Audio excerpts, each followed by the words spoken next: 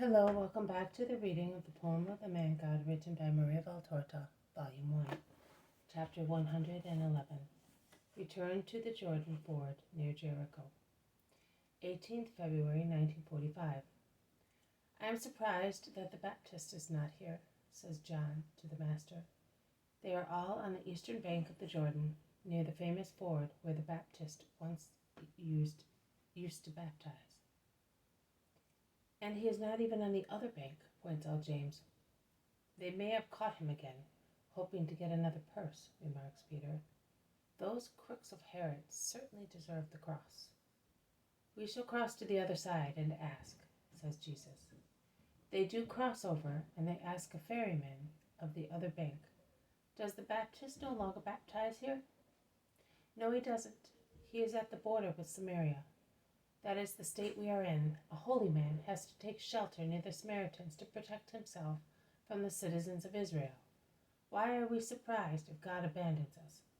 I am surprised at one thing only, that he does not make a Sodom and Gomorrah of the whole of Palestine. He does not, because of just people who are there, because of those who, although not yet completely just, are thirsty for justice, and follow the doctrine of those who preach holiness, replies Jesus. Two, then, the Baptist and the Messiah. I know the former because I served him also here at the Jordan, ferrying some believers to him, without asking for any payment, because he says that one is to be content with what is just. I thought that it was just that I should be satisfied with what I earned doing other jobs, and that it was unfair to ask to be paid for taking souls to be purified. My friends said that I was mad, but after all, since I was happy with the little I had, who could complain? On the other hand, I see that, so far, I have not died of starvation, and I hope that Abraham will smile at me when I die. You are in the right, man. Who are you? Oh, my name is a great one, and it makes me laugh, because my only wisdom is concerned with whores. My name is Solomon. You possess the wisdom for judging that who cooperates to a purification must not corrupt it with money. I tell you that not only Abraham, but the God of Abraham will smile at you, as at a faithful son when you die. Oh, God, is that true? Who are you? I am a just man. Listen. I told you that there are two in Israel. One is the Baptist, the other the Messiah. Are you the Messiah? Yes, I am. Oh, eternal mercy! But one day I heard some Pharisees say, never mind. I do not want to foul my mouth. You are not what they said. Their tongues are more forked than vipers. Yes, I am, and I say to you, you are not very far from the light. Goodbye, Solomon. Peace be with you. Where are you going, Lord? The man is dumbfounded at the revelation and is speaking in a completely different tone. Before it was a good natural person who spoke. Now it is an adoring believer. I am going to Jerusalem via Jericho. I am going to the tabernacles. To Jerusalem? You too? I am a son of the law too. I do not repeal the law. I give it light and strength so that it may be fulfilled in a perfect way. But Jerusalem already hates you. I mean the great ones, the Pharisees in Jerusalem. I told you that I heard, leave them alone. They do their duty, what they think is their duty. I do mine. I solemnly tell you that until the hour comes, they will not be able to do anything.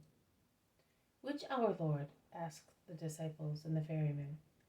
The hour of the triumph of darkness. Will you live until the end of the world? No.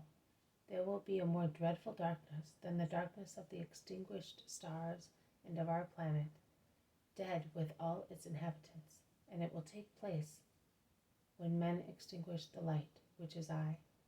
The crime has already been committed by many. Goodbye, Solomon.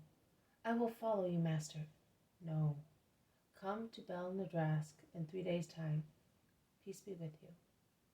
Jesus sets out amongst his pensive disciples. What are you thinking of? Do not be afraid for me or yourselves.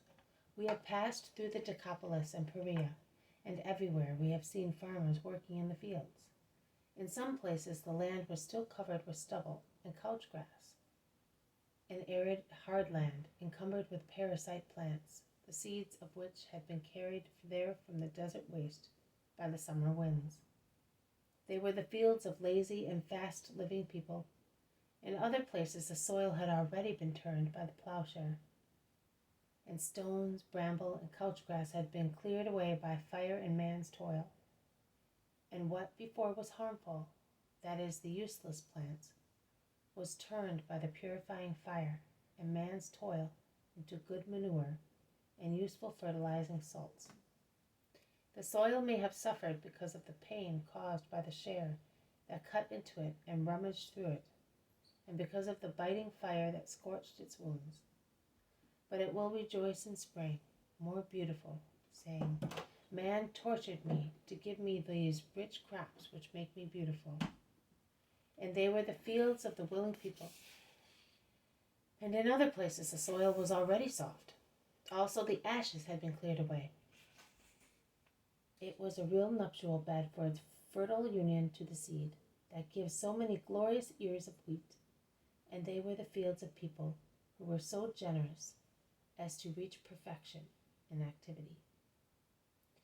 This has been a reading from the poem of the Man God, written by Maria Valtorta, Volume 1, Chapter 111, Part 1, Return to the Jordan Ford near Jericho.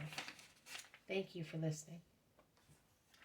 I'll see you tomorrow. May God be with you, and may peace be with you.